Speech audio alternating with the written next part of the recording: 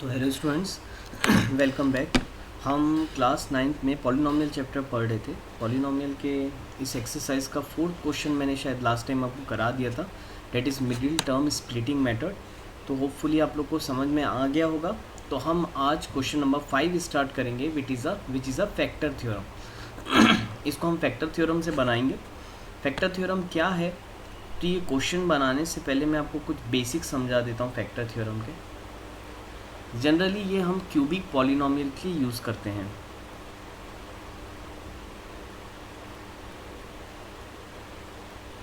Cubic polynomial के लिए ये यूज़ करेंगे हम। अब क्यूबिक पॉलिनोमियल का जो स्टैंडर्ड फॉर्म होता है वो होता है ax³ plus bx² plus cx plus d, right. ax³ plus bx² plus cx plus d, ये कोई भी क्यूबिक पॉलिनोमियल का एक स्टैंडर्ड इक्वेशन हो गया। अब फैक्टर थ्योरम, क्यूबिक पॉलिनोमियल को सॉल्व करने के लिए हम फैक्टर थ्योरम का यूज़ करते हैं। तो नाम से ही समझ में आता है फैक्टर थ्योरम हमको क्या देता है, फैक्टर्स देता है। अब फैक्टर्स कैसे देता है तो स्टेप बाय स्टेप सीखेंगे। सबसे पहले बात होती है ये कांस्टेंट की। फैक्टर थ्योरम में जो लास्ट में ये कांस्टेंट है, अब देखो d के साथ कहीं पर कोई x नहीं लगा, इसलिए इसको कांस्टेंट बोला जाता है। ये जो d है ये हमारा कांस्टेंट है। तो फैक्टर थ्योरम में ये जो हम कांस्टेंट है, इस कांस्टेंट को हम बोलते हैं हमारा b। क्या बोलेंगे इस कांस्टेंट को हम? b, right. और जो x³ यानी जो हाईएस्ट पावर है x की, x³, उसका ये जो कोफिशिएंट है इसको हम बोलते हैं q। क्या बोलेंगे? q। कांस्टेंट को b और जो x³ का ये जो वेरिएबल है, ये x³ का ये जो कोफिशिएंट है, इसको मैं नेम दूंगा q, ठीक। और उसके बाद हम क्या करेंगे कि सबसे पहले ये b और q के फैक्टर्स निकालेंगे। कैसे? एक स्टेप लिखेंगे कि फैक्टर्स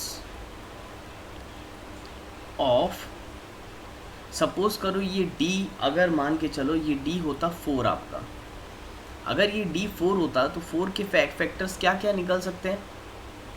4 के फैक्टर्स निकल सकते हैं 1 4 ज़ा 4, 2 2 ज़ा 4, राइट। इसके अलावा और कुछ निकलेगा नहीं। 1 4 ज़ा 4, 4 1 ज़ा 4 हो सकता है, या 2 2 ज़ा 4 हो सकता है, ठीक।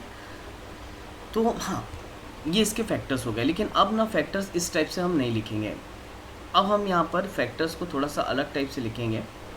अब देखो, जो भी नंबर आ रहा है यहाँ पर, जैसे यहाँ पर 1 आ रहा है, तो 1 को मैं लिखूँगा प्लस माइनस 1, ठीक, कि प्लस 1 भी हो सकता है, माइनस 1 भी हो सकता है। वैसे यहाँ पर जो 2 आ रहा है उसको मैं लिखूँगा प्लस माइनस 2, 2 भी, प्लस 2 भी आ सकता है, माइनस 2 भी आ सकता है। उसके बाद हमारा क्या आ रहा है 4, तो इसमें मैं लिखूँगा प्लस माइनस 4, यानी कि प्लस 4 भी आ सकता है, माइनस 4 भी आ सकता है। तो इस टाइप से हमने 4 के पूरे फैक्टर्स लिख दिए। जो भी नंबर आ रहे थे, जैसे 1 आ रहा था, 4 आ रहा था, 2 आ रहा था, अब 2 रिपीट हुआ है तो इसको तो बार बार नहीं लिखेंगे। तो 1 4 और 2 आ रहा था, उसको प्लस माइनस साइन के साथ हमने लिख दिए कि प्लस 1 माइनस 1 भी हो सकता है, प्लस 2 माइनस 2 भी हो सकता है, प्लस 4 माइनस 4 भी हो सकता है।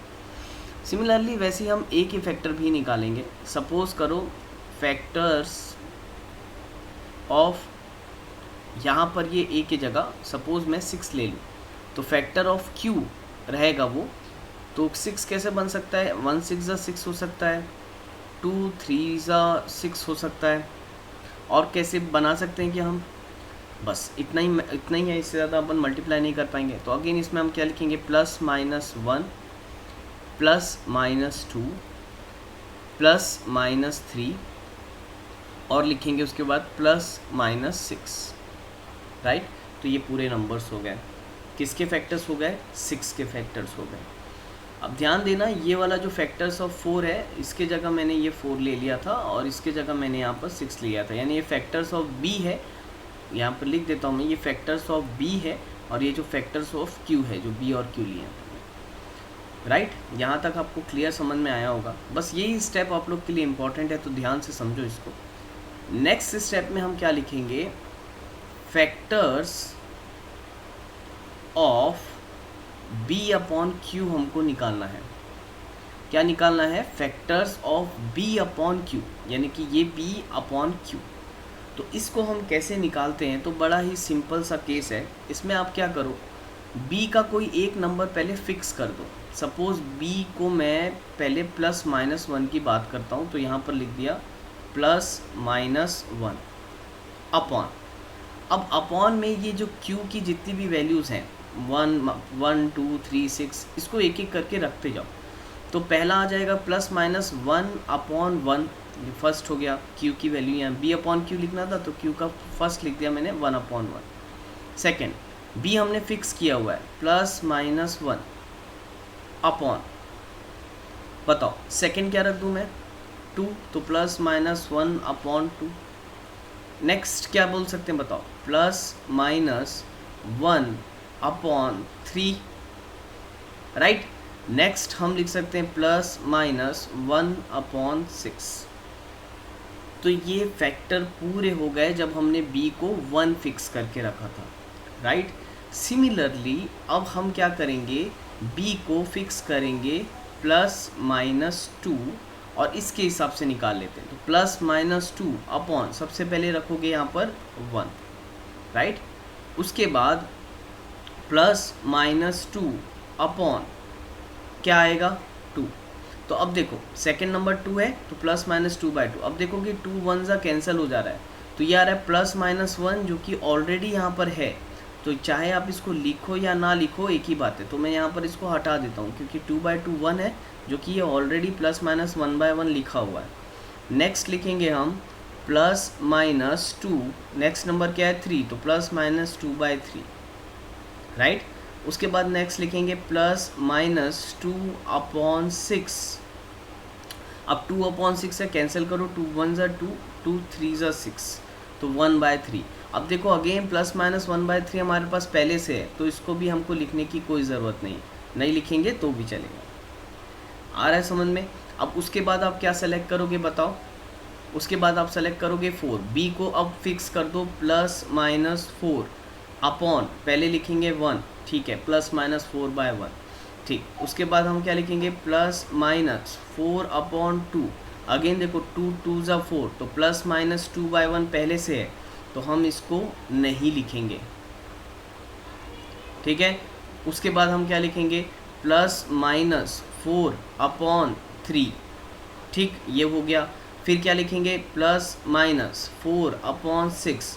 अगेन 2 2 ज़ा 4, 2 3 ज़ा 6, और 2/3 यहाँ पहले से है, तो हमको इसको भी लिखने की ज़रूरत नहीं है। तो ये भी मैं रब कर देता हूँ। हो गया फाइनली, b की एक एक करके सारी वैल्यू फिक्स कर दी है, तो ख़त्म हो गया।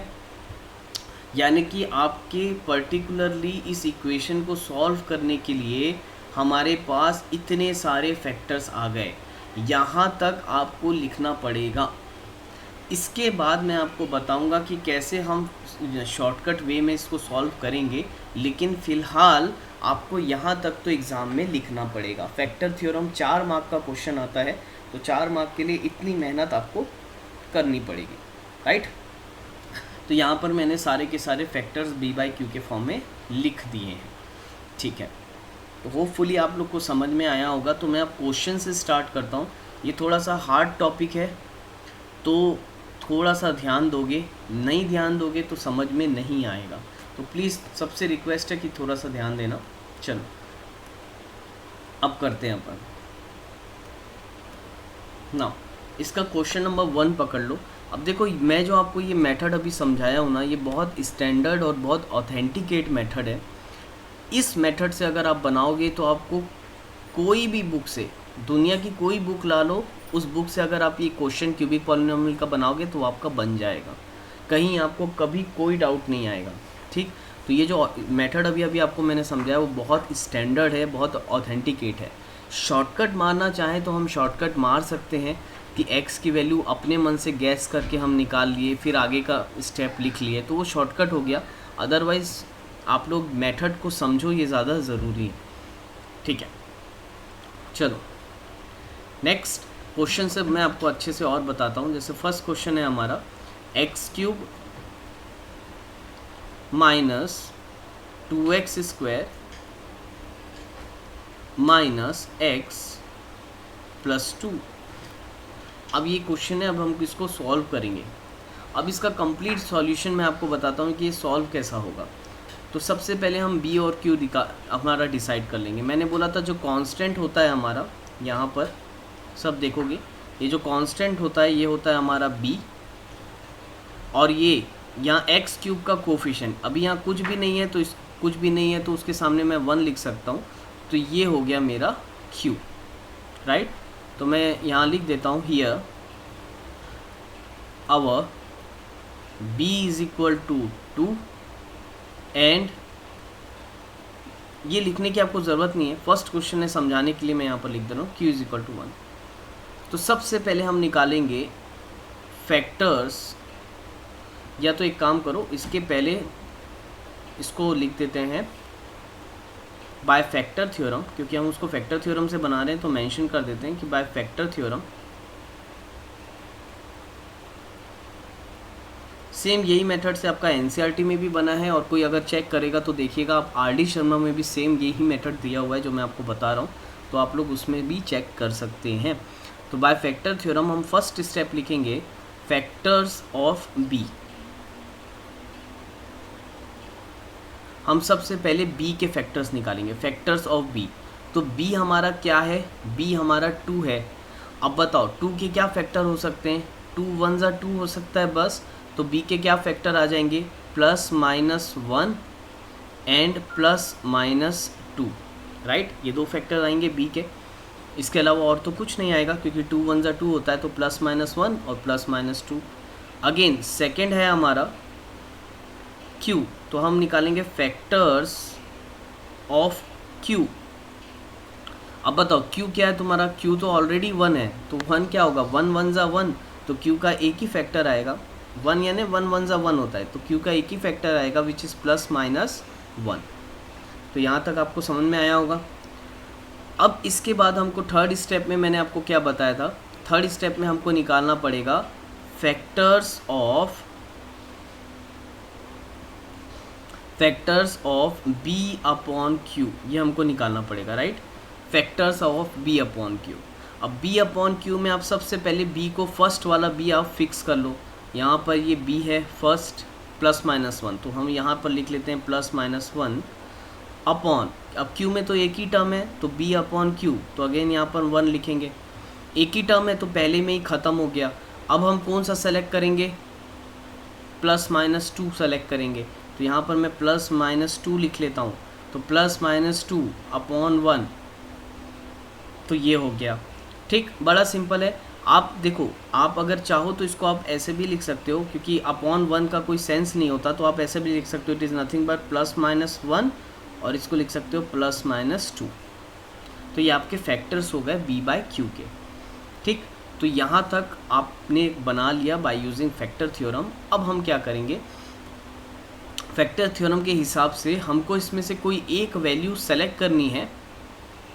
फैक्टर थ्योरम के हिसाब से हमको इसमें से कोई भी एक वैल्यू सेलेक्ट करनी है और इस इक्वेशन में पुट करनी है। अगर उसका आंसर 0 आता है तो वो उसका फैक्टर होगा, नहीं तो नहीं होगा। अब देखोगे ध्यान से तो बेटा आपके पास यहाँ पर टोटल 4 वैल्यू है। देखो यहाँ पर समझो b बाई क्यू के हमारा फैक्टर आया प्लस माइनस 1 और प्लस माइनस 2, यानी यहाँ पर ना हमारे टोटल 4 फैक्टर आए हैं।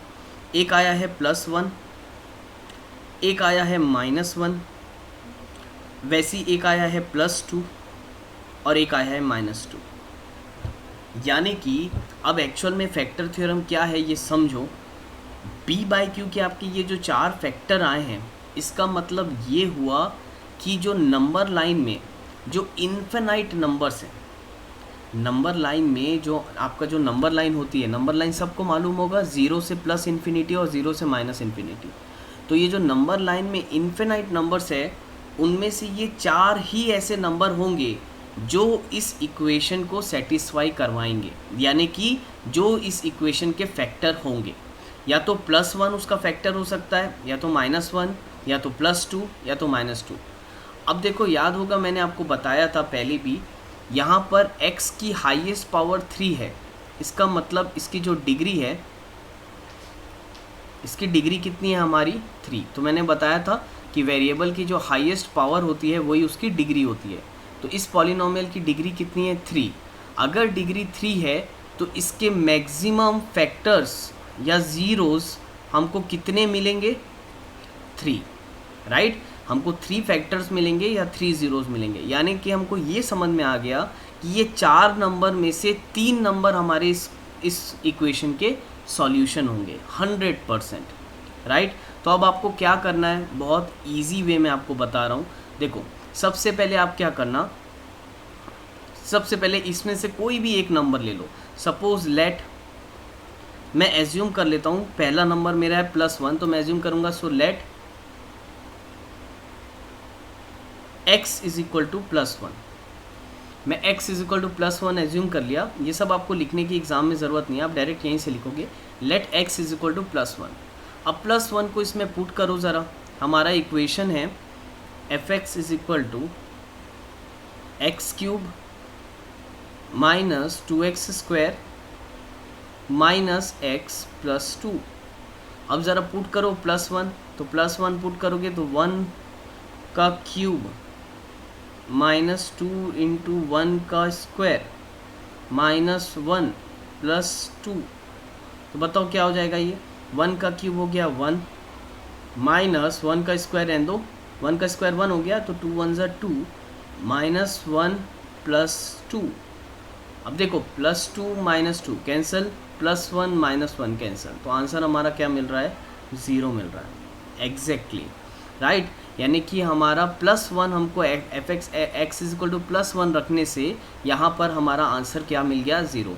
और ये +1 हमारा फैक्टर आया था, फैक्टर्स ऑफ b/q 100%। इसी फैक्टर्स में से ही हमको आंसर मिलेंगे हमेशा, ठीक है, आउट ऑफ इन्फिनाइट नंबर्स। अब देखो, अब आपके पास 2 ऑप्शन है, आपको एक फैक्टर मिल गया ना। अब आपके पास 2 ऑप्शन है, या तो आप एक एक करके इन तीनों को और पुट करके देख लो, जिसमें आंसर 0 आता जाएगा वो आपका आंसर हो जाएगा।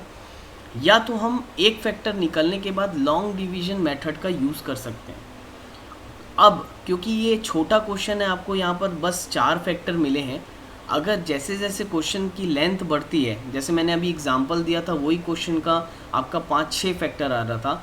अब जैसे जैसे आपकी लेंथ बढ़ेगी बहुत सारे फैक्टर आते हैं। इवन अगर आप NCERT के एग्जाम्पल क्वेश्चन का ये एक देखेंगे तो उसमें करीबन 10-12 फैक्टर निकले हुए हैं, बड़े बड़े फैक्टर्स रहते हैं, तो हम हर बार पुट नहीं कर सकते। तो मैं आपको स्टैंडर्ड मेथड बता रहा हूँ, आप पहले बस एक वैल्यू पुट कर देना। जैसे मैंने x की वैल्यू सिर्फ यहाँ पर पुट कर दी +1, तो मेरा आंसर आ गया 0। अब हम क्या करेंगे, अब हम इसको आगे लॉन्ग डिवीजन मेथड से बनाएंगे। अब लॉन्ग डिवीजन मेथड से कैसे बनाएंगे, तो पहले देखो मैंने x इज इक्वल टू +1 लिया था, x इज इक्वल टू +1, तो इसी को मैं ये बोल सकता हूँ that is nothing but x - 1 equal to 0। ये हमने ऑलरेडी पढ़ चुका है, राइट।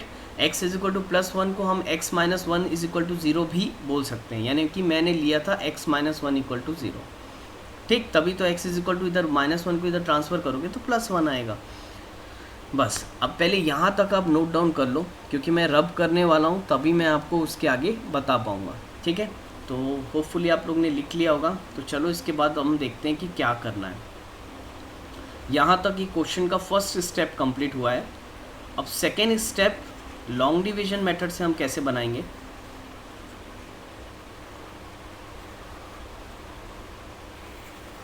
एक्चुअल में 3 स्टेप क्वेश्चन है ये। फर्स्ट स्टेप इसका फैक्टर थ्योरम से यहाँ तक हमने कर लिया। अब सेकेंड स्टेप हम बनाएंगे लॉन्ग डिवीजन मेथड्स, उसके बाद थर्ड स्टेप हम करेंगे मिडिल टर्म स्प्लिटिंग मेथड। अच्छा बड़ा क्वेश्चन रहता है ये वाला, और ये 4 सेक्शन डी में ही आएगा हमेशा, उसके अलावा आपको ये क्वेश्चन कहीं नहीं मिलेगा। तो ये सेक्शन डी का 4 मार्क का एक क्वेश्चन है, तो बहुत इंपॉर्टेंट है। चलो देखते हैं। अब हम इसके सेकेंड स्टेप में लॉन्ग डिवीजन यूज़ करेंगे। तो लॉन्ग डिवीजन में सबसे पहले आपका डिविडेंड डिवीज़र क्या हो जाएगा, क्योंकि आपने x is equal to +1 put किया और आपको आंसर 0 मिला है, तो हम इसी को हमारा डिविडेंड ले लेंगे। x इज इक्वल टू +1, जिसको हम लिखेंगे x - 1।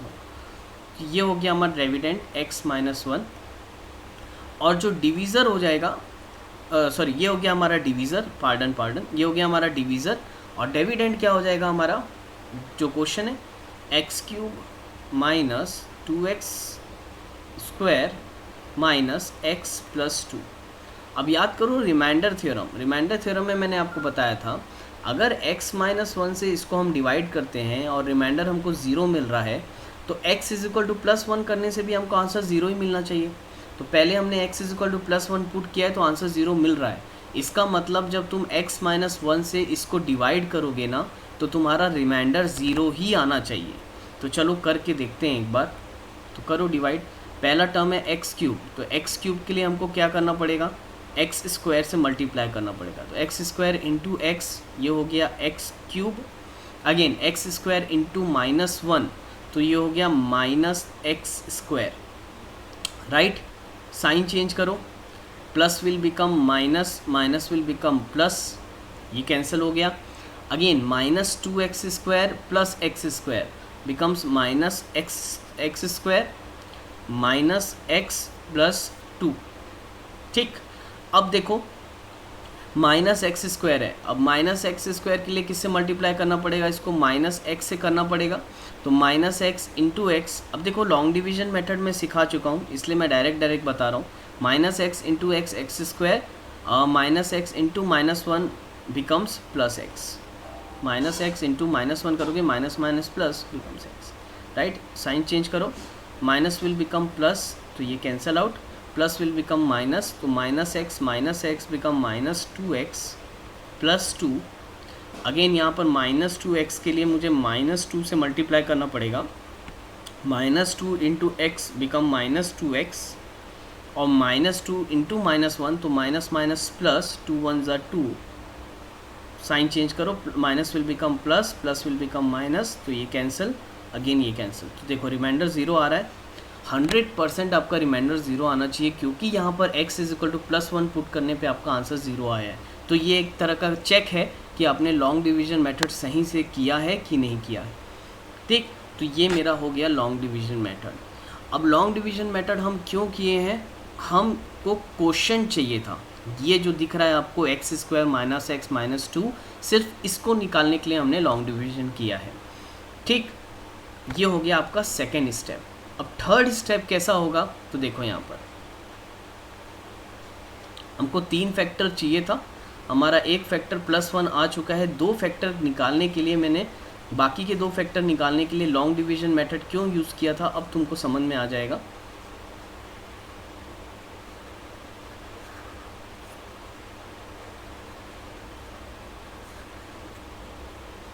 तो देखो याद रखो, अब जो ये इक्वेशन थी ना, x cube minus 2x square minus x plus 2, अब हम इसको बेटा ऐसा लिख सकते हैं। आपका ये जो डिविडेंट है, ये आपका जो डिवीज़र है, इसको लिख लो पहले x minus 1 multiply by quotient लिख लो, which is x square minus x minus 2। ठीक, तो उसके बाद जस्ट आप अगले स्टेप में ऐसा लिख लेना कि ये हो गया आपका जो डिविडेंट हो गया, dividend must be equal to divisor into quotient plus remainder होता है। फिलहाल अभी बस इतना याद रखो, this must be equal to this into this, इस टाइप से आप लिखोगे। इसके बाद इसको आगे सॉल्व करेंगे। देखो x माइनस 1, अब यहाँ पर देखो x square minus x minus 2, एक बार यहाँ फिर से लिख देता हूँ मैं, x square minus x minus 2। अब क्या हम इसको मिडिल टर्म स्प्लिटिंग से सॉल्व कर सकते हैं, ईजिली सॉल्व हो जाएगा। x की हाईएस्ट पावर 2 है और यहाँ पर 2 है, 2 1 ज़ा 2 हो जाएगा, राइट। 2 का अगर फैक्टर निकालूंगा तो 2 1 ज़ा 2 हो जाएगा, और मिडिल टर्म माइनस है, तो माइनस में लाने के लिए हम क्या करेंगे, 1 माइनस 2 कर देंगे। चलो स्प्लिट करते हैं इसको, x minus 1, middle term splitting method just इसके ऊपर में समझाया था, तो आप लोग को आना चाहिए। तो हम इसको लिखेंगे x square minus x, sorry plus x minus 2x, right, क्योंकि +1 माइनस 2 करना था, तो plus x minus 2x minus 2। Solve करेंगे तो ये हो जाएगा x माइनस 1, इन दोनों में कॉमन निकालेंगे, x कॉमन हो गया तो ये बचेगा x प्लस 1, इसमें माइनस 2 कॉमन हो जाएगा तो इसमें क्या बचेगा, अगेन x प्लस 1। ये समझ में आ गया होगा, -2, यह माइनस ऑलरेडी है तो इन दोनों में 2 कॉमन हो गया, तो माइनस माइनस प्लस x बचा, यहाँ पर भी माइनस माइनस ये प्लस हो गया, 2 कॉमन गया है तो यहाँ +1 बचा हुआ है। ठीक, तो ये हो गया x माइनस 1 टाइम्स ऑफ, यहाँ पर x प्लस 1 को हम कॉमन ले लेंगे, और यहाँ पर क्या बच गया हमारा x माइनस 2। ठीक, अब क्या बताओ, हमारे तीनों फैक्टर आ गए, हमारे तीनों के तीनों फैक्टर आ गए। फर्स्ट फैक्टर था हमारा x माइनस 1, ठीक, पहला फैक्टर था हमारा x माइनस 1। तो अगर x माइनस 1 इक्वल टू 0 करूँगा मैं, तो मेरा आ जाएगा x is equal two plus 1। वैसे ही सेकेंड फैक्टर आएगा हमारा x प्लस 1 इक्वल टू 0, इसको भी इक्वल टू 0 करोगे तो x आ जाएगा आपका इक्वल टू माइनस 1। वैसे ही आप x माइनस 2 इक्वल टू 0 करोगे तो आपका आ जाएगा x is equal to 2, right. तो अब बोलोगे सर अपन इसको डायरेक्ट नहीं कर सकते थे क्या, हम डायरेक्ट ही x is equal to 1 assume कर लेते, इतना सारा शुरू में क्यों लिखा है। तो बेटा तुम एक बार चेक करके देखो, आपके ये जो 3 आंसर आ रहे हैं, ये 3 आंसर उन्हीं नंबर के बीच में लाई कर रहा होगा। तो जब भी वो फैक्टर थ्योरम्स में जो आपके b/q के जो फैक्टर्स निकलते हैं, आंसर हमेशा उन्हीं नंबर्स में से एक होता है, ठीक है। तो ये याद रखना, डेट इज़ वाई हमको लिखना पड़ता है, स्टैंडर्ड है। आप RD शर्मा की बुक खोलोगे तो भी आपको दिखेगा, आप NCERT ओपन करोगे तो भी आपको चीज़ दिख जाएगी। तो ये है आपका कंप्लीट सॉल्यूशन क्यूबिक पॉलिनोमियल को फैक्टराइज करने का। एक बहुत ही बड़ा क्वेश्चन है, बड़ा मेथड है, और 4 मार्क्स का मिनिमम ये क्वेश्चन आपका आएगा एग्ज़ाम में। तो होपफुली तुम लोग को समझ में आया होगा, और मेरी रिक्वेस्ट है कि इसी क्वेश्चन को मिनिमम 2 टाइम्स अपनी कॉपी में बिना देखे बना के देखो, तब आपको ये चीज़ समझ में बहुत अच्छे से आएगी। और अगर किसी के पास RD शर्मा है तो RD शर्मा बेटा रिफ़र करो, क्योंकि NCERT में क्वेश्चन कम है, प्रैक्टिस करने के लिए सफिशिएंट नहीं है। तो आप RD शर्मा के कुछ एक्स्ट्रा क्वेश्चंस इस टॉपिक के करोगे तो आपको इसमें बहुत अच्छे से आपको कमांड आ जाएगी कैसे सॉल्व करना है, ठीक। तो आज के लिए इतना ही करते हैं। इसका सेकेंड क्वेश्चन आप लोग बना के आओगे, एक मिनट। इसका ये जो सेकेंड क्वेश्चन है x cube minus 3x square minus 9x minus 5, ये आप लोग के लिए मैं होमवर्क देता जा रहा हूँ। तो ये क्वेश्चन आप लोग बना के आओगे। मैं नेक्स्ट क्लास से क्वेश्चन नंबर 3 आपको और 4th दोनों हम एक बार सॉल्व करेंगे। तो थैंक यू स्टूडेंट्स।